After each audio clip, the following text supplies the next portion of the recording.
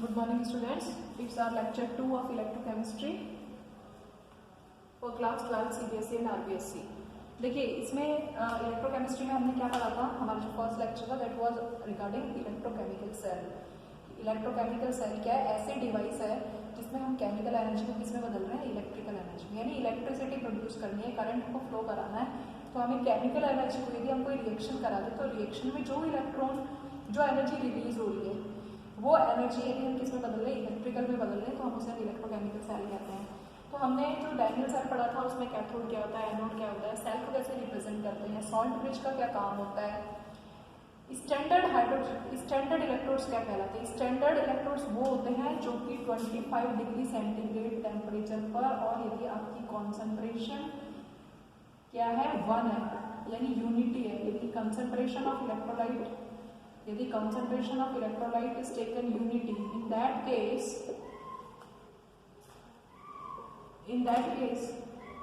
हम क्या कर सकते हैं, जो पोटेंशियल होगा, जो भी सेल का जो पोटेंशियल होगा, जो भी इलेक्ट्रोड पोटेंशियल होगा वो क्या कहलाएगा? स्टैंडर्ड इलेक्ट्रोड पोटेंशियल कहलाएगा। स्टैंडर्ड इलेक्ट्रोड पोटेंशियल कहलाएगा। समझ में आया मैं क्या बता रही हूँ कि 24 डिग्री सेंटीग्रेड पर 1 बार प्रेशर पर यदि आप कोई भी जो आपने इलेक्ट्रोड सेटअप किया है उस इलेक्ट्रोड में जो आप इलेक्ट्रोलाइट ले रहे हैं उसकी कॉन्सेंट्रेशन यदि 1 है, जैसे 1 मोलर ले ली, तो उस टाइम पर जो भी पोटेंशियल जनरेट होगा, जो भी उस इलेक्ट्रोड का पोटेंशियल होगा वो क्या कहलाएगा? स्टैंडर्ड इलेक्ट्रोड पोटेंशियल होगा। अब स्टैंडर्ड इलेक्ट्रोड पोटेंशियल क्या हो सकता है?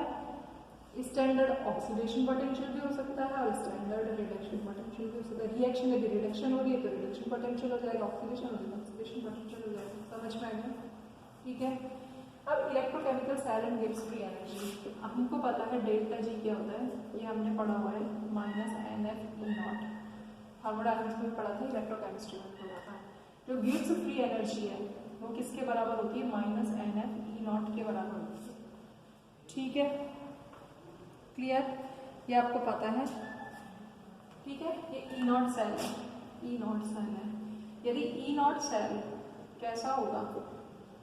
पॉजिटिव है, तो डेल्टा जी की वैल्यू क्या होगी? नेगेटिव होगी। ठीक है, और यदि डेल्टा जी की वैल्यू नेगेटिव होगी तो रिएक्शन कैसी होगी? स्पॉन्टेनियस होगी। ये हम पढ़कर आए हुए हैं, रिएक्शन कैसी होगी? स्पॉन्टेनियस होगी। और यदि E0 सेल की वैल्यू कैसी है? यदि E0 सेल की वैल्यू नेगेटिव है तो डेल्टा जी की वैल्यू कैसी होगी? पॉजिटिव होगी। और रिएक्शन कैसी होगी? नॉन स्पॉन्टेनियस होगी। नॉन स्पॉन्टेनियस होगी। समझ में आ रहा है? तो पोटेंशियल से हम किस चीज को, गिब्स एनर्जी को कैलकुलेट कर सकते हैं? इलेक्ट्रोकेमिकल सेल की आपने नर्म्स इक्वेशन से आपने E0 सेल निकाल दिया और उससे आपने ये बता दिया कि रिएक्शन स्पॉन्टेनियस है कि रिएक्शन नॉन स्पॉन्टेनियस है। It is the application. समझ में आ रहा है? तो किसी भी रिएक्शन स्पॉन्टेनियस है, अपने आप होगी कि नहीं होगी, इस चीज को हमें यदि पता करना है तो हम यहीं से ही पता करते हैं। ठीक है, क्लियर? और ठीक इसी तरीके से डेल जी इसके बराबर है, डेल जी बराबर है, और डेल जी किसके बराबर है? डेल जी नॉट किसके बराबर होता है? -RT/ln/K। देखो एक तो E सेल है और एक E0 सेल है, दोनों में क्या फर्क है? एक पोटेंशियल, ये भी सेल का पोटेंशियल है, ये भी सेल का पोटेंशियल। ये कब है? Standard equation E0 cell. समझ में आ गया? ऐसे ही फ्री एनर्जी है, एक सेल की फ्री एनर्जी है, एक नॉट सेल स्टैंडर्ड कंडीशन में फ्री एनर्जी। समझ में आ रहा है? तो डेल्टा G0 जो है वो ये हो सकता है, ये है। यदि मैं यहाँ पर E0 लूंगी तो डेल्टा G0 भी हो जाएगा, यदि मैं सिर्फ E लूंगी तो E हो जाएगा। समझ में आ रहा है? ऐसे ही ये है, ये रिलेशन भी डेल G0 बराबर -RT/ln/K क्या है? इक्विलिब्रियम कांस्टेंट है।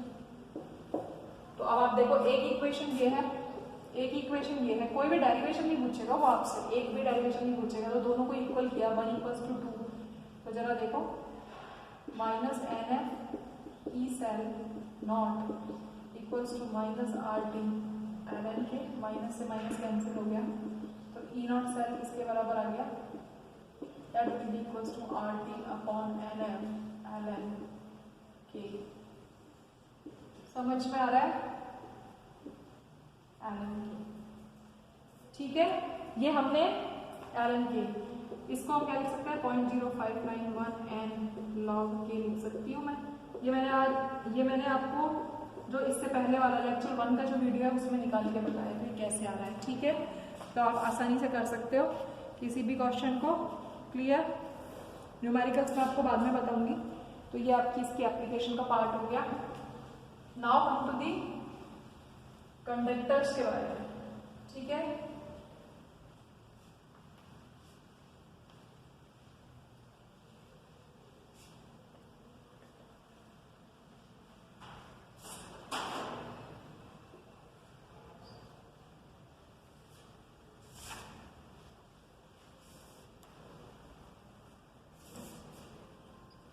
ठीक है, अब आती है आपकी कंडक्टेंस के बारे में।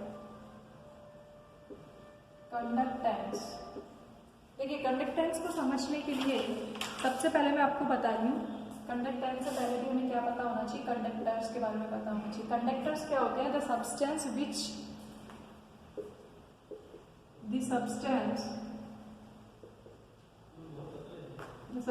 इन विच flow of electric current take place. Electric current takes place. जिनमें इलेक्ट्रिक करंट पास हो जाती है वो कंडक्टर कहलाते हैं। कंडक्टर 2 टाइप के होते हैं। एक होते हैं मेटालिक कंडक्टर, ठीक है, एक तो होते हैं मेटालिक कंडक्टर और एक होते हैं इलेक्ट्रोलिटिक कंडक्टर। मेटालिक कंडक्टर को ही हम क्या कहते हैं?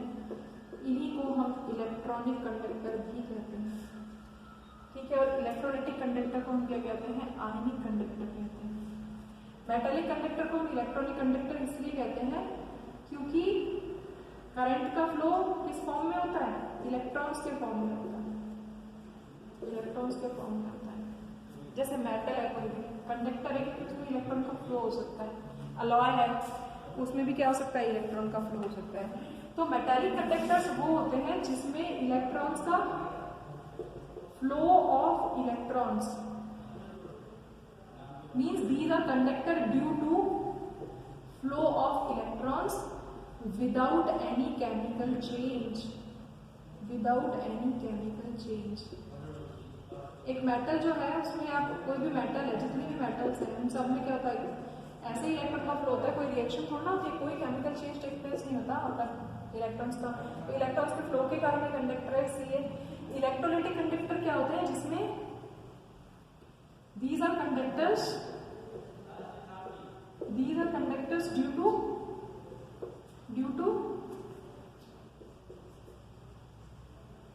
to flow of ions, with flow of ions and chemical change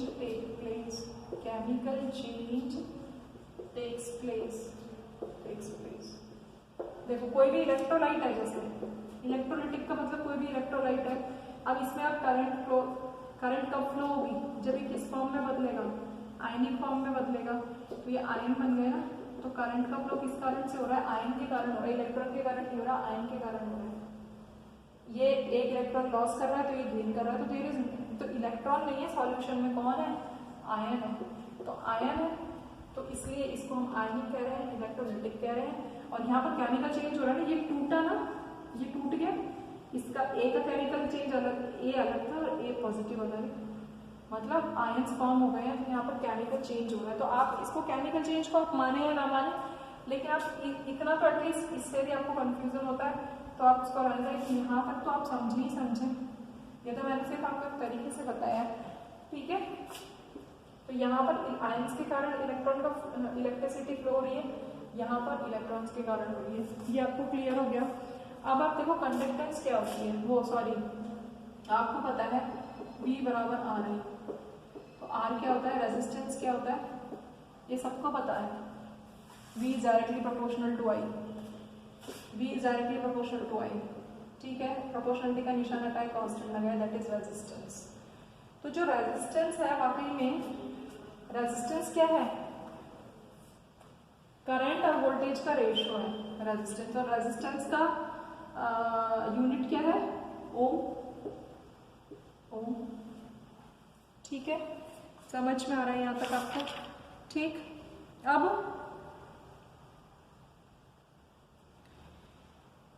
अब आप देखो जो रेजिस्टेंस होता है that is directly proportional to, यदि मान लीजिए एक सॉल्यूशन है, इसमें दो इलेक्ट्रोड लगे, इलेक्ट्रोडों के बीच का जो डिस्टेंस है दैट इज एल, दोनों इलेक्ट्रोडों के बीच की जो डिस्टेंस है दैट इज एल, तो resistance is directly proportional to the distance between the two electrodes and inversely proportional to the A.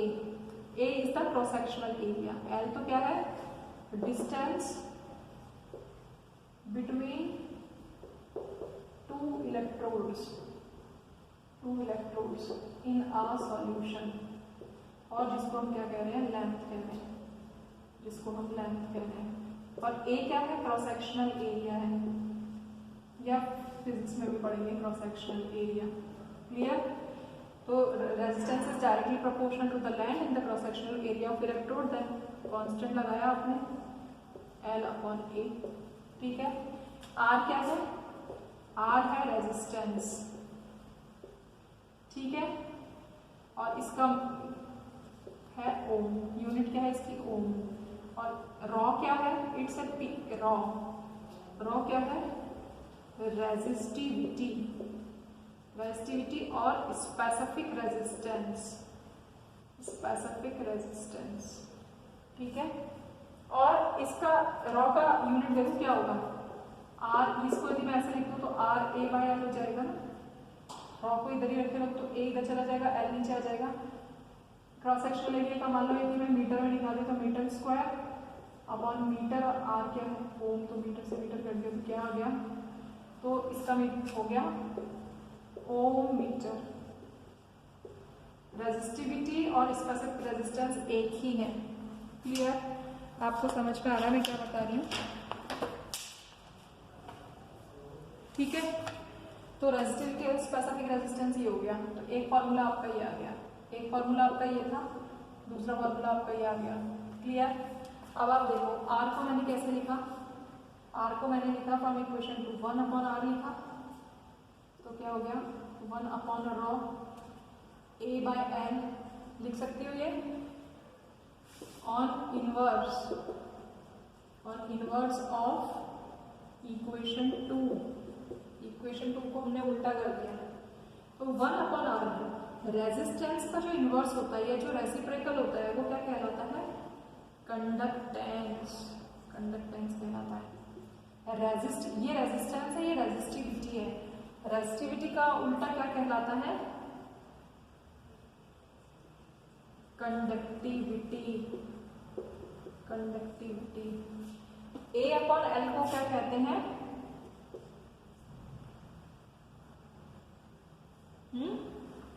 A upon L को हम क्या कहते हैं, ए अपॉन एल को हमें अभी ए अपॉन एल ही लिखना है, ए अपॉन एल ही लिख रहे हैं अभी, ठीक है।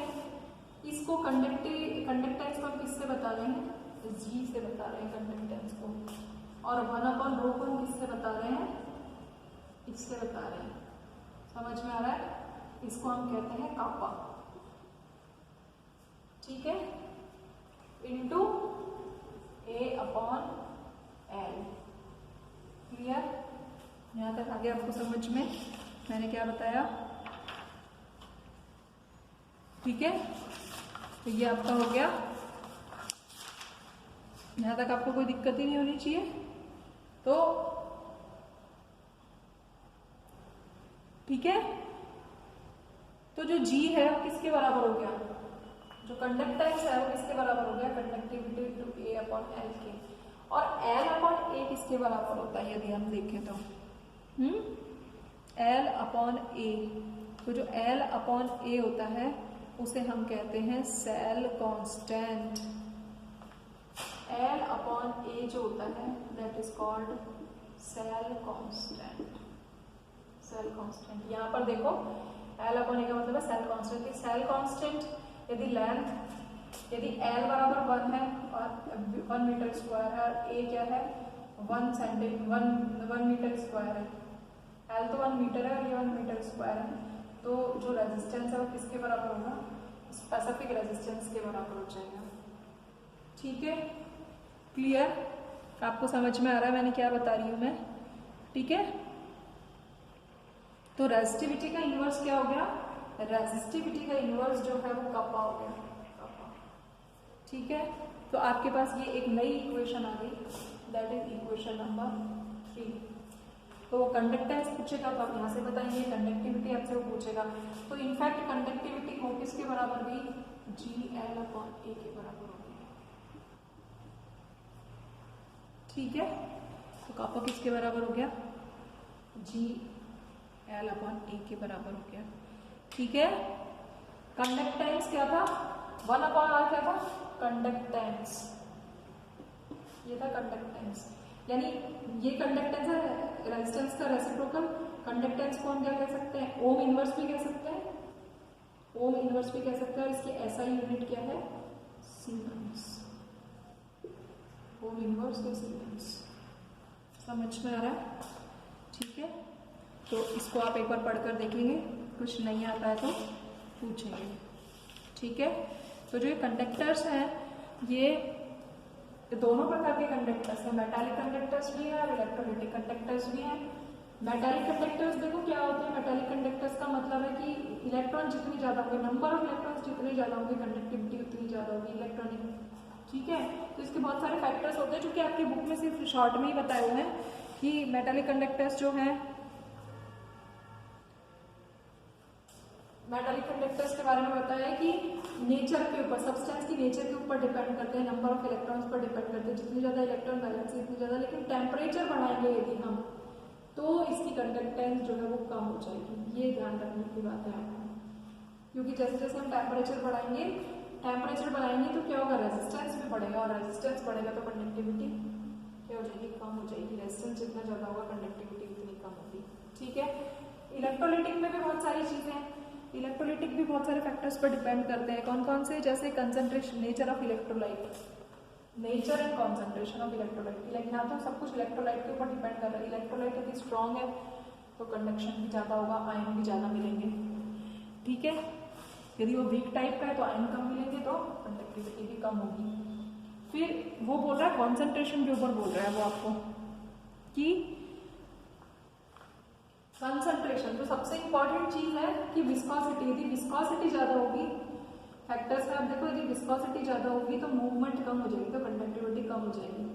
ठीक है, ठीक इसी तरीके से यदि आयन, यदि इलेक्ट्रोलाइट्स की कॉन्सेंट्रेशन बहुत ज्यादा है, या फिर आप कह सकते हो कॉन्सेंट्रेशन बहुत ज्यादा है, इंटर आयनिक इंटरेक्शन बहुत ज्यादा है, तो इंटर आयनिक इंटरेक्शन बहुत ज्यादा हो जाने पर क्या होगा? कंडक्टिविटी हमेशा कम हो जाएगी।